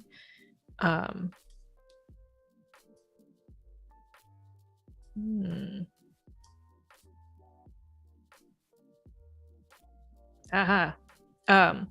So yeah, this would be, I think, a really tricky image for matte paper. Because, I mean, you could bring out these shadows and kind of do a similar thing to what we were doing with these lemons and make it look a little bit flatter. But there's so much in this contrast. I might just either lean into it and say, like, I really want it to be super contrasty, or I would choose a different paper. So it really depends on like what you want to go for. I'm also noticing there's some motion blur in this, maybe.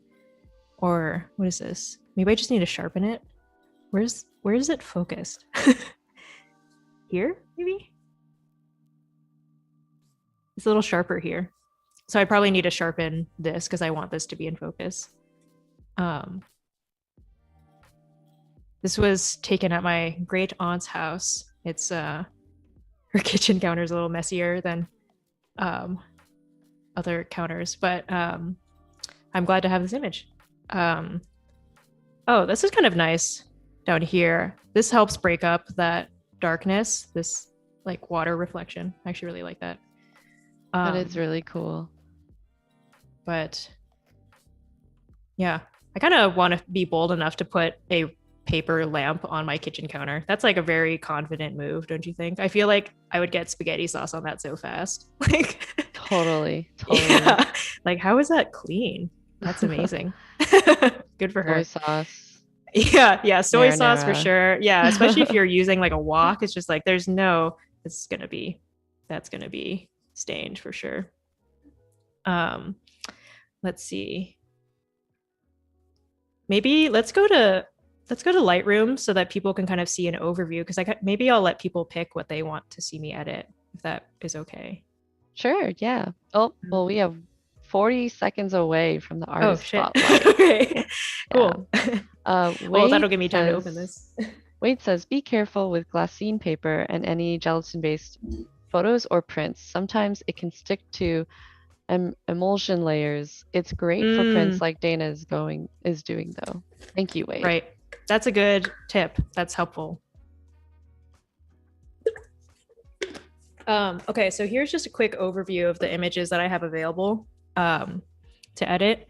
Does anyone have a preference? You can call out by the name or the number. They're all numbered in the top left corners. So we've edited the lemons, haircut, Banff, which is number 8. What was the other one? Surely it's in here. Oh, I think we did one that's not on here, maybe. All right. Well, sorry to cut you off. But Okay. we'll give everyone time to cast your Yeah. votes on Ponder. which image would you like to see Dana edit next. I think that's really exciting. I have my personal favorites. I'm Okay. going to say one, but actually there are so many. I already see early votes. Someone said 11. But Okay. we'll give you more time. In the meantime, it's time to reveal our artist spotlight for today. Okay, let me share my screen. 1 second.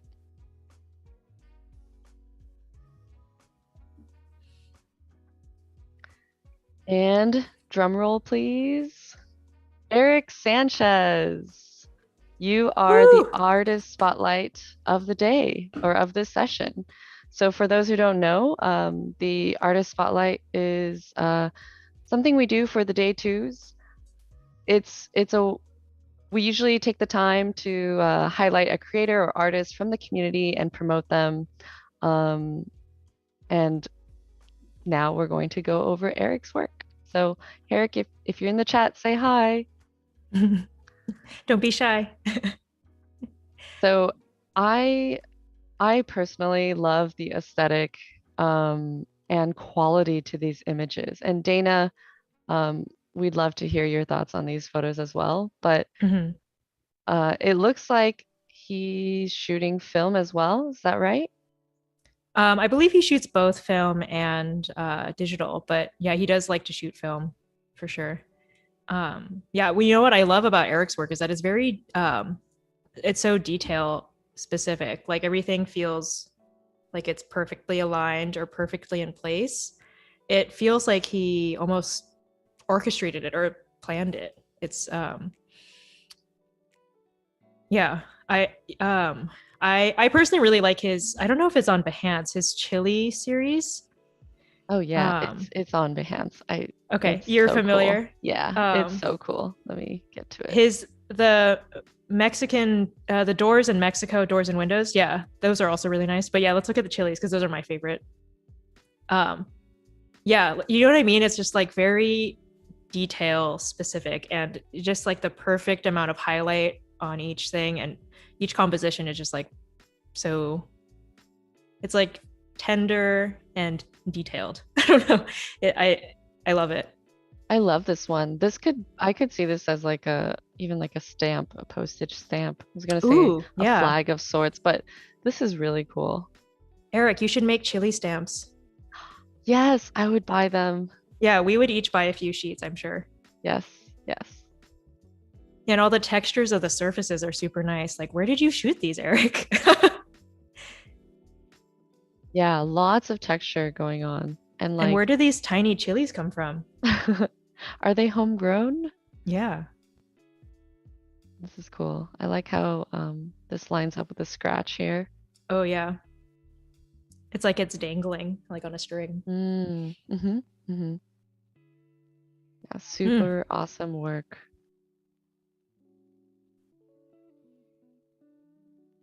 Yeah, Yeah, so like many rustic, textures. industrial. Yeah, exactly. It's like rustic, industrial, um, positioned. I can't say Mhm. words this morning. With like something organic, right? It's like Right. everything's like cold except for this chili, which is like giving is a representation of life, maybe, Hmm. and a Yeah. pop of color. Yeah. We are like the chili, just balancing in the throes of Yeah, this industrial world. totally, totally. Yeah, I Oh, I love love this that one. one. Yeah, the Yeah. seeds. The seeds. It's very subtle, like at first, but the lighting, the stone, it's really cool. Oh, actually, I have a Ooh, print of this one. wow. Yeah, that looks great. You can tell like the amount of detail Eric has put into these images, both like as a portfolio, right? It's so well thought out. Like if you Hmm. look at all the images together, they look so great next to each other. Yeah. It's like this this is its own series, but I could totally see this as like a separate book that I would put Oh on yeah. a coffee table. Mm-hmm. Yeah. Yeah, I Oh also yeah, can we love, see? Oh, sorry. yeah, so much more. Is there, so there's Yeah, that Mexico's one. walls, doors. Mm-hmm. Wow. Yeah, I love this series. The thing about like doors and windows, right? It's to someone just passing along the street, it's just a piece of architecture. But Mm-hmm. when you think about it, there's also like stories behind these doors Right. and windows. There are eyes, there are people who um like I wonder what they see. Like look at this Right. tiny little window. Like what is this? I'm guessing this is like maybe a window to the bathroom. But Yeah, I can only imagine. yeah. Also, why are there bars on such a small window so high up? Let them Yeah. have as much light as possible in that Yeah. building. Yeah. The colors in here are so nice. Very Mm-hmm. sublime. Yeah. And whoa, are these Is it's that like like driftwood wood? log or something? Yeah, I think so. Eric, what's the Driftwood story on that log. one? I don't If have you're in the the chat up, so Oh, okay. We're if you're yeah. if you're responding, I'm sorry I can't see it. Oh, wait, can we But go back to that one before? That texture of the window is crazy. this one? Or yeah, that one. Hmm. Yeah. Yeah, I think yeah, when I think of Eric's work, I definitely think of like details and textures, like those two things. And yeah, it's just like a really great balance. Yeah, he really does bring it out in like the most you know, simplest subjects, right? I think that's what's Hmm. special is bringing grandness to the mundane. Hmm. Like this flat trash. I also love Yeah. this series. This is both hilarious, but also like, it's so deep at the same time. Like there's Hmm. a story behind this McDonald's cup, Yeah. you know, or like it's a piece of trash, but Hmm. But now it's art. yeah, now it's art. And you can't help but wonder who like who did this come in contact with and like what's their story? Hmm. Why did they litter? Or Yeah. Who raised you? or what yeah. Or like who hurt you? Like these Oh, Hennessy baby. bottles. What? Hmm. Mama and baby. Hmm. I love the how the light catches on here. It's Hmm. really pretty. The glimmer. Hmm. It makes me also think about all the face masks you see now on the ground. Um, Hmm. Look at it's this just like, one. Elote. ooh, yeah. Cool colors. Yeah. Yeah. The street photos, like again, what you were saying, everything just feels so like precise, but also in a Yes. really like candid manner, which is such a special moment, right? It's Hmm. the like getting everything to align is like truly sublime. Eric, you did an amazing job. I love how this is blurred, right? Hmm. It just shows that this like both the stillness and the motion Yeah. captured in one and like this arrow, how I perfect. know. How? How perfect. How? This is incredible. There's another one in this. I think if you go to the left, maybe a few, let's see. It's there's a person walking. Yeah, this one. Wow. I want to know how long you were standing there, Eric, for someone to walk by. I know. This is gorgeous. It's similar, actually, thing in the street too, pointing almost. Mm-hmm. Yeah, exactly. Lots of Is, like is Eric the lines. one spray painting these arrows? It's okay. You won't have to admit this on live YouTube, but Yeah. we're on to you. Yeah. Yeah, these are really cool. Wow, what is happening here? Oh, I can zoom in.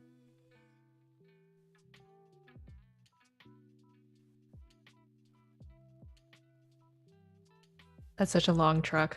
Mm-hmm. I like how it just covered the entire wall. It Hmm. replaced the wall. Oh, Yeah, this is so cute. All right, let's portraits. Oh, portraits on film. oh, if you scroll up, it's just one Oh, line. got it. Yeah. These are so pretty. Hmm. Oh, to be that child. I know. The lighting, super cool. A lot of emotions and colors captured. Hmm. Captured so well.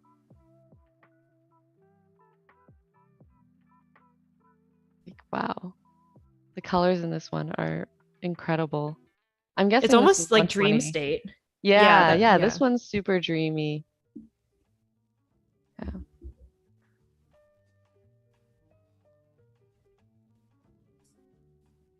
Amazing work.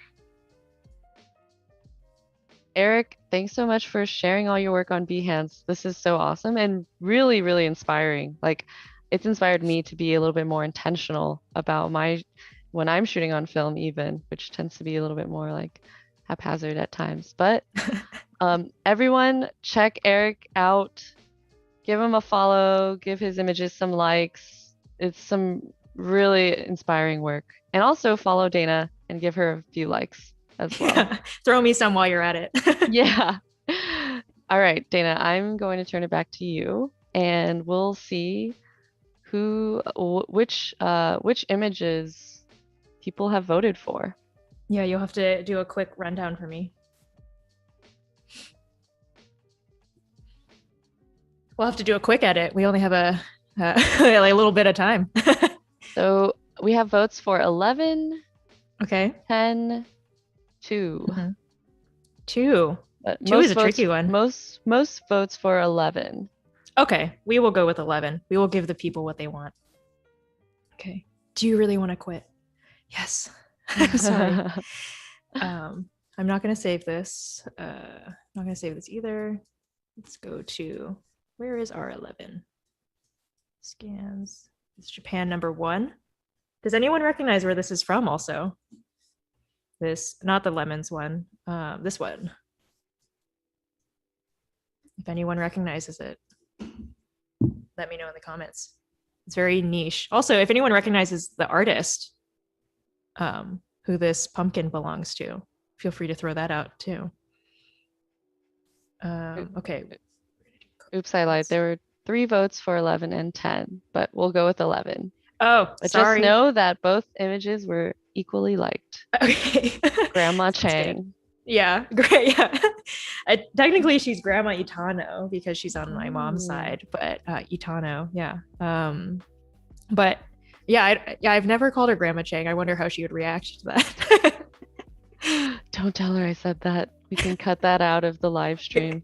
She doesn't use a computer, so I would have to show her this anyways myself. She has internet for everyone to visit her so they can work from home when they visit her, but she does not have any sort of device that she uses the internet on. She knows how to bring the grandchildren in. Yeah, she's like, I have Wi-Fi. Yeah, 1 gigabyte like fiber. Yeah, she's like, not to worry. So yeah, we're just doing some quick color balancing. This is pretty sharp actually for what I'm realizing now that I'm looking at all these high res scans is that a lot of the time I've misfocused on these film images. So I'm glad this one's a little bit sharper. Yeah, this was such a scenic place to visit also. It looks like I have a lot of, oh boy, look at all that. Oh, this is kind of an interesting texture. I wonder what happened here. It almost looks like an oil painting if you dig out parts of it. Weird. Well, I'll have to stamp all of that out. Or maybe it's scratches in the negative. That's crazy though. Wow. Okay. Let's see. We got one submission, one response. Martin Way says, or he sent a link, which is to Naoshima pop art. Correct. Yeah. Yes. Good work, Martin. Excellent location spotting. Have you been, Martin, or are you a fan of Naoshima of Japan? How do you say the artist name? Yayoi Kusama? Yayoi Kusama. Yeah. Yeah. Yes. Yes. I believe if Naoshima, anyone's oh, oh, go sorry. What ahead. were you saying? Go ahead. Oh, if anyone's in New York, she has work that's I think in like Brooklyn. Someone correct me, please. It's somewhere that's not Manhattan. That's in a garden where I think she's wrapped some trees with some of her patterning and has some crazy sculptures. So if anyone's in New York, you should look up her work and try to go find it in the wild. Central Park. Oh, it's I Central believe. Park? I Really? think so. Oh, I was totally wrong then. But yeah. So I remember the water being pretty like green, I guess, when I was there. So this feels pretty accurate to me. I like the idea of this image being a little bit warmer because it makes it feel like a light summer day or something. It feels as opposed to, let's see, where was I before? Oh, that's actually also kind of nice. But I mean, I brought in a little bit to make the sky look a little bit more realistic. But I mean, I don't mind this also. It has a nice feel to it, a nice like Yeah. film feeling. Also, I Mhm. was wrong. Colin Chang, thank you. Bronx Botanical Garden. Thank you. Mm. Maybe there's some secret work that's also in Central Park. Um, but yeah, if anyone goes out there, take a picture, tag us, let us know. I always feel like such an influencer when I go check out things like that. I'm like, oh, I gotta get my influencer photo. Yeah. Naoshima is on my bucket list. And It's really cool. Yeah. yeah. It's kind of hard to get to. So if you that's Martin saying that? It's my personal one. But Martin Oh, said, that's you. yeah, Martin said he had a semester in Japan and it got canceled last Mm. December, sadly. And he was supposed to go to Tokyo. Oh, But you'll have to go a little bit further south to go to Naoshima then. But I guess for both Lisa and Martin, it's I did it with my family in a day trip, which was kind of rough, and I don't think I would recommend it to other people to do it in that way. I would definitely recommend staying on the island, and there's I think a few other adjacent art islands nearby that you can also stay at, and you just take a ferry between them. It feels like the art version of Pokemon, where it's like you just hop over to different islands and you see different things. But it's really hard to fit in everything in one day, and especially because the bus schedules are really weird. It's kind of inconsistent it's uncharacteristically inconsistent for Japan because I feel like a lot of their public transportation is really incredible actually, but it seemed like for Naoshima specifically, you would get to one place and then you would want to take a bus to another spot, but the bus would have left like 3 minutes before. So it's like, why did that time like that? I'm sure there's some rationale behind it. I'm not in charge of any bus schedules myself, so I'm not really in a place to critique. But as a user, I felt a little bit frustrated. totally, I could see that. Yeah, I heard it's a trek, but I also hear it's really, really worth it. Yeah. I have another question from Martin. Martin Wade, Mhm. thank you for all your questions. We really appreciate it. Yeah. Love Says, hearing by from the you. way, your Polaroids seem to be shot on Fuji FP100C peel apart film. Oh, What yeah. camera do you use? Yeah, actually, here I can show that really quickly because I didn't show that before, so everyone can see what Martin's talking about. I have some secret hidden eggs on my website. So if you go to my bio, I also have the secret section down here. That's additional links. And so Ooh, pay props to attention, you. everyone. Yeah, props to you, Martin, for finding that section. That's really hard to find. So you can also see my sketchbook work if you're interested in seeing how I draw things also. But under Polaroids, yeah, this is 100C, which is discontinued. And I don't even want to know how much that costs per pack, but this was all shot on what I think it's a landscape. God, what was the camera called?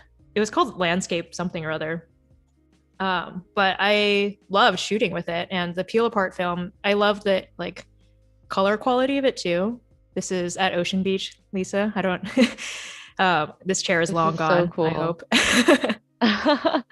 These are so pretty. Wow. They look great. They look so good. Thank you. Yeah, and the flashes are really interesting too for that camera because those are one-time use flashes. So you just put in a little bulb and then you pop it and then your flash is done. It's like very different than how I'm used to shooting. But yeah, each Polaroid is very precious then. It's at the time I was shooting these, that film wasn't discontinued. And so I think it cost maybe like $20 for one pack, which had 10 frames, I think, in it, or 10 Polaroids, which already felt expensive, $2 per frame. And I had tried to switch out the battery pack that that camera came with because it took kind of an obscure small battery that I had to order online. And I wanted to switch it to a AAA or AA battery pack. And so I was trying to solder it together. I was watching some YouTube tutorials, and then it ended up, I think, working for like one day, and then it stopped working. And it was just so expensive to troubleshoot that I kind of dropped it for a bit. And I gave it to my friend who's, I think, more dedicated to troubleshooting things like that. But yeah, I loved shooting with it when I had it. These are so cool. Yeah. Martin says they're about 50 to $70 now. Oh my God, for 10 frames. Like, you really want to make sure your camera's ready to go, like that it's in pristine condition. You can't be popping off like blank frames at 50 to $70 a pack. That's cheaper than I thought though for discontinued film. Yeah, I don't have to sell my liver. That's great. Yeah. How are you like these look so good on your website. Are they Thanks. like how do you get them to look like this? Oh, documenting is a different thing. I didn't have, so normally I would suggest probably lighting this with some sort of like strobe or flash or something. But at the time I just set up literally a light on, with these Polaroids taped to a, like, I think sketchbook page. And then I just went in Photoshop and kind of clipped out a little bit. And kept a little bit of the shadow, so it felt like when you're looking at the website that they were like just sitting directly on the page. It totally looks like that, which is really, really cool. It's just Sweet. like those little details just like takes the experience like one extra step. Awesome. Yeah. But yeah, Martin, good eye finding that. What else will you find on my website? Maybe you'll find my 404 error page too. That's also an Easter egg for people. Ooh, more Easter eggs. Yeah. And then maybe a Michelle Branch FAQ section. Yeah, that's a really good idea. When I was on Hinge, I had a whole section about Michelle Branch. That was very popular. That's awesome. But yeah, I didn't think about adding that to my website, but maybe I should now that it's part of my branding. Yeah. James said to your influencer comment, take a photo in front of some angel wings on a wall. Yeah. It'd be kind of fun if Yayoi Kusama made like her version of that. That would be I think cool. it would have to. Yeah, that would be a cool version of that. And while you were talking about buses in Japan, someone said, and I can't find it now. Someone said, I'm glad the conversation made it back to the buses. Yeah, I guess buses are on my mind a lot. I don't know. No. Very bus themed stream. So everyone, we have about 2 more minutes left with Dana. If you have any questions, shoot them into the chat right now. We'd love to answer them. And yeah, Dana, I guess we're wrapping this up in about a few minutes. Yeah, I have so much more to clone stamp. I'll have to do it off stream. Wow. But yeah, if anyone has any other questions too that they are too shy to ask in the streaming scenario, feel free to find me on Behance or find me on Instagram, and you can DM me specific questions, preferably about photography. Yes, everyone, if you haven't done it already, give Dana a follow on Instagram, on Behance, and check out her website. Also, Dana, like, let us know if you'll be sharing any more books. And I had so much fun hanging out with you for these last 2 days. Thank you so much for coming. I have learned so much about printing, and now I have to hit you up for printer recommendations. Yeah, I'm I'd be ready to happy to make a help. new frenemy. Yeah, yeah, not me, the printer. Yes, the printer. All right. Thanks so much for joining, everyone. It was so good to see you on both days. And please, please check out and stay tuned for the Illustrator Daily Creative Challenge with Paul Tranny. That's immediately followed by Chris Bernay, who will be putting on the finishing touches for his music festival design. That's coming up right now. Sweet. Thanks so much. See See ya. ya. Bye.